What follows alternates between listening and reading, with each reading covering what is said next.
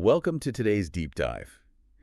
Usually when you listen in, we're tackling, a massive stack of research papers, or maybe a really thick biography, or some complex historical analysis. Right, something dense. Exactly. But today the source material you provided us is entirely different. It is literally a single isolated sentence, Just one line. just one line, Mm-hmm. pulled from an educational curriculum.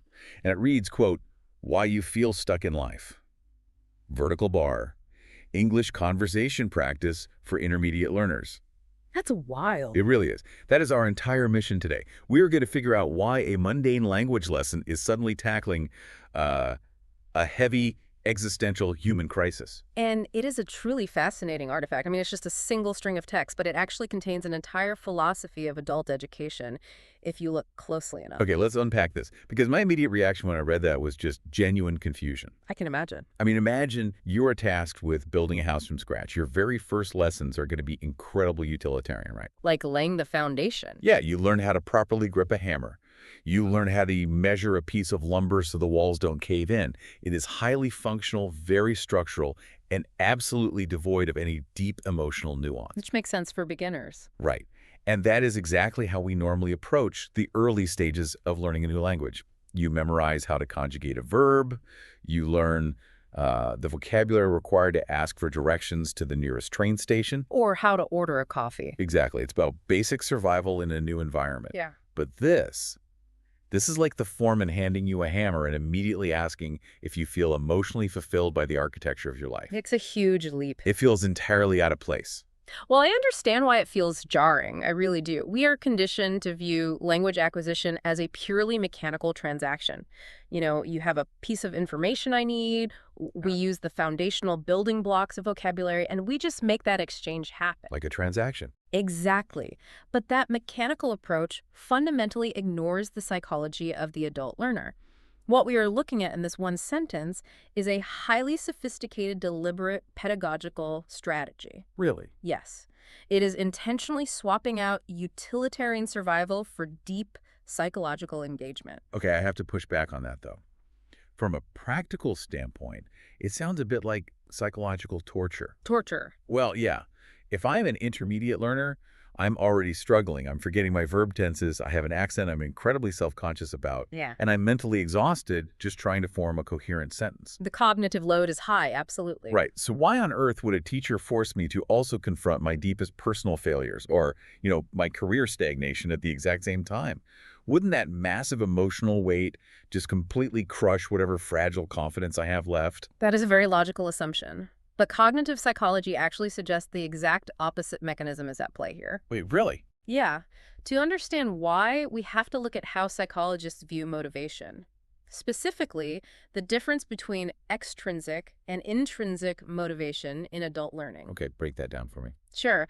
Extrinsic motivation is doing something for an external reward. So passing a proficiency test or getting a promotion at work. The classic carrot on a stick. Exactly.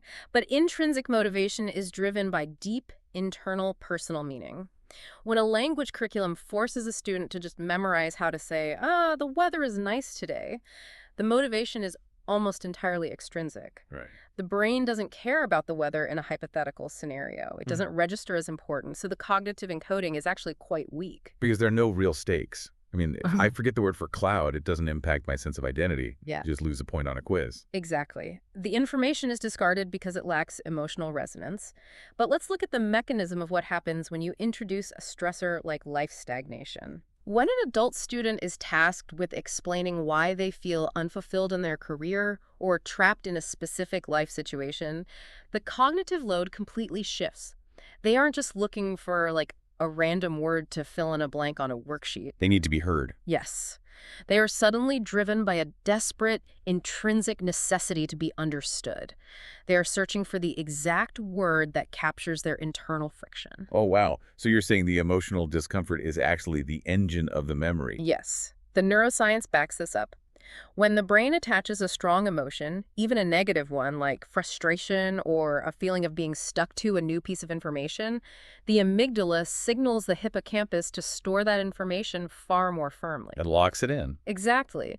The emotional weight cements the vocabulary into their memory way more effectively than rote memorization. It forces the student to engage their critical thinking and their own personal lived experience. That makes a lot of sense. The language stops being an abstract puzzle. It becomes a necessary tool for self-expression. I'm starting to see the logic. It's almost like a Trojan horse. A Trojan horse is a great way to put it. Right. The curriculum hides this incredibly deep philosophical introspection inside what is disguised as a simple vocabulary exercise.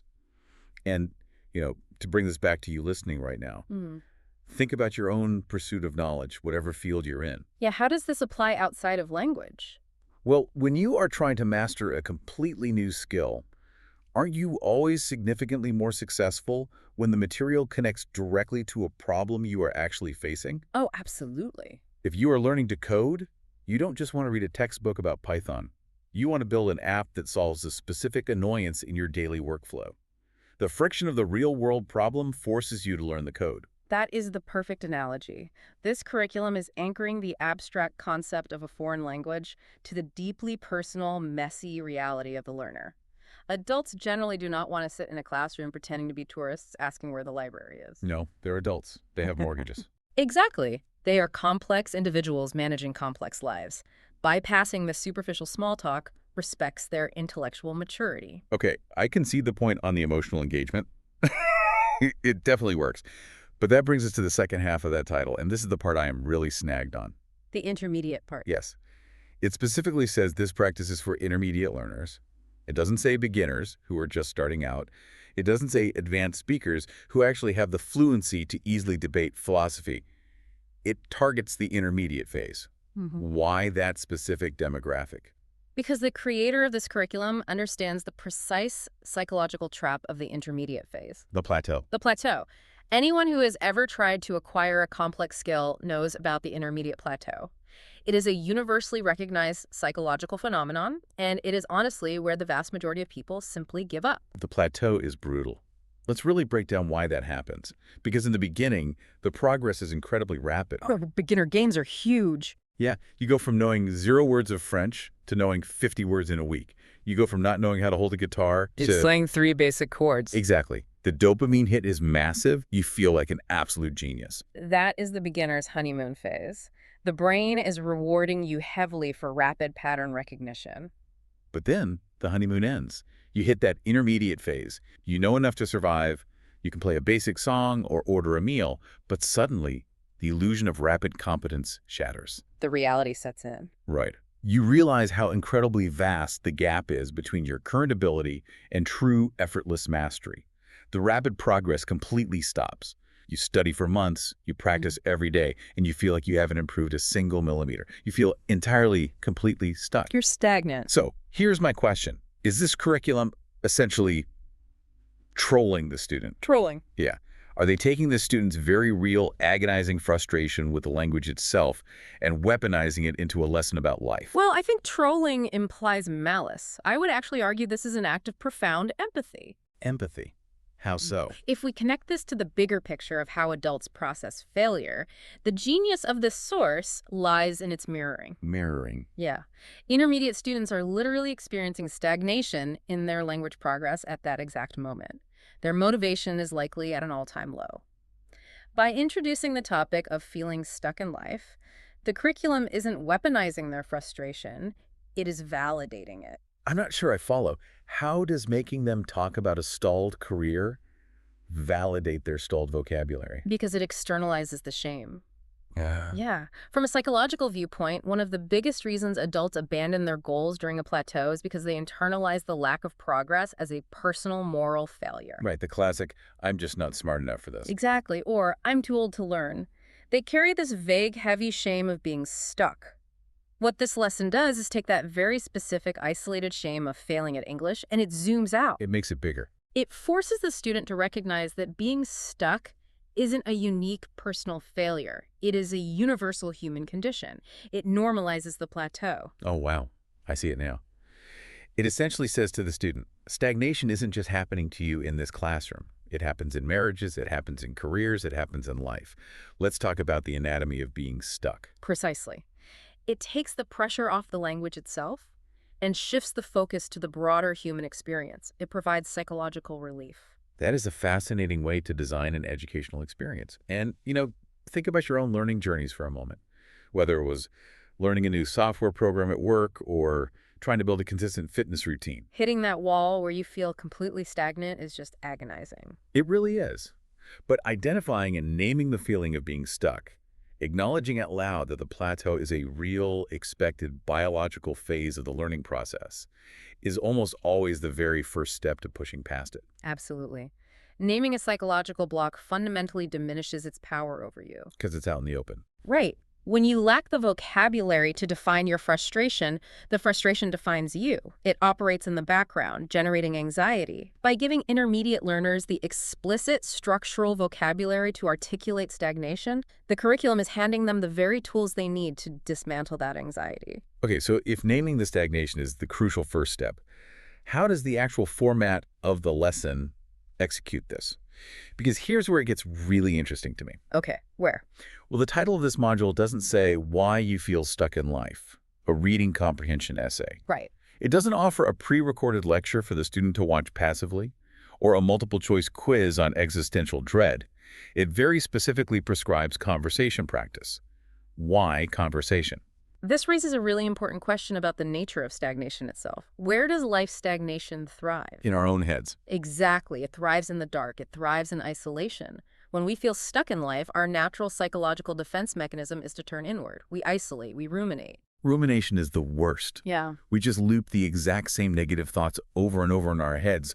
I don't know what to do. I'm going nowhere. I'm trapped. It's like a skipping record that you just can't turn off. And that internal monologue is incredibly limiting.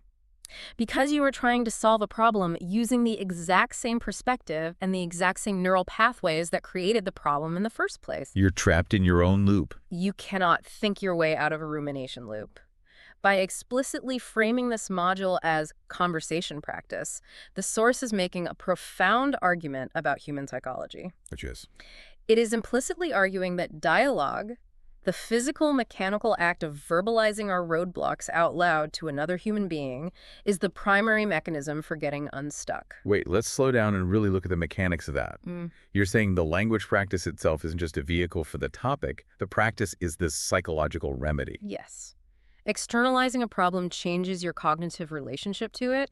When an anxiety is just bouncing around in your head, it is nebulous. It is just a cloud of vague dread. Right. But when you are forced to sit across from another person, construct a sentence, subject, verb, object, choose the right adjectives, and actually articulate that feeling, you are imposing structure on chaos. You're forcing the cloud into a box. Exactly. You are taking a nebulous emotion and turning it into a tangible, defined problem.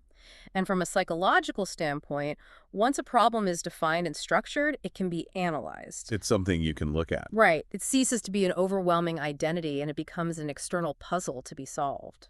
I want you to really think about the last time you felt hopelessly stalled. Maybe it was a massive project at work where you just hit a creative brick wall and you were staring at a blank screen for days. You've all been there. Or maybe it was a major life decision. Moving to a new city, changing careers, something that had you paralyzed with indecision. How often did simply explaining the problem out loud to a friend or a colleague over coffee suddenly reveal the path forward? Almost instantly, sometimes. Right. You probably didn't even need them to offer advice. They could have just sat there silently. Just the sheer act of forcing your swirling, chaotic thoughts into a linear, conversational structure allowed you to see the solution that was hiding there all along. That is the inherent power of conversational externalization. And what makes this specific curriculum so brilliant is the context. The classroom context. Exactly. Doing this in an educational setting with a conversational partner who is also an intermediate learner creates a unique environment of psychological safety. Because they're in the same boat. You are both navigating your vulnerabilities together. You are both stumbling over the vocabulary, both trying to express complex adult frustrations using imperfect, intermediate tools. It's leveling the playing field. The curriculum isn't just teaching them English syntax, it is facilitating a mutual support system. It is using the mechanics of language learning to break the isolation of the human condition. It is genuinely remarkable how much depth is hidden inside such a seemingly mundane string of text. I mean, we started with one single line, why you feel stuck in life. Vertical bar, English conversation practice for intermediate learners. Just a few words. And just by pulling on that thread, by questioning why it exists, We've uncovered this incredibly deep pedagogical philosophy. It really is a masterclass in instructional design.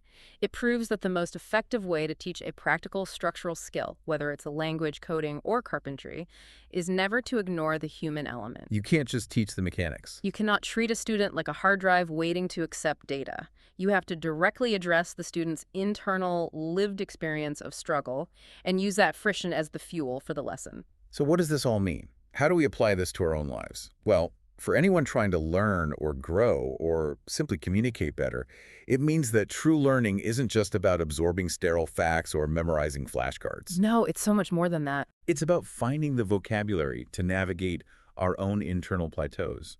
It's about realizing that the intense frustration we feel when we are learning something new is exactly the same friction we feel when we are trying to evolve as people. They aren't separate experiences. And it reminds us that our frustrations are not distractions from the learning process. They are the very material we should be using. Right. When you hit that intermediate plateau, when you feel completely stuck, that is not the signal to quit. That is the exact moment you need to start speaking. Which leads us with one final, deeply provocative thought for you to carry with you today.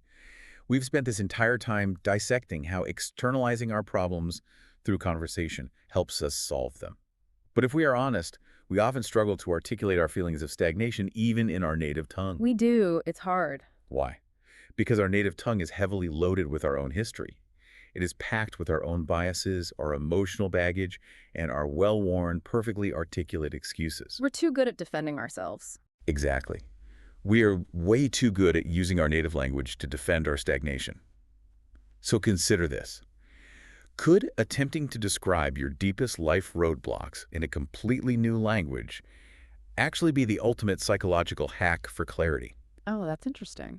If you are forced to strip away your complex poetic excuses, and you have to describe your life's stagnation using only the blunt, intermediate vocabulary of a completely different language, might that give you the stark, objective distance you need to finally see the truth of your situation? You lose the ability to hide behind your own words. Precisely. When you have to stop focusing on the elegant architecture of the house and go back to just gripping the hammer sometimes, that is exactly how you break down the wall.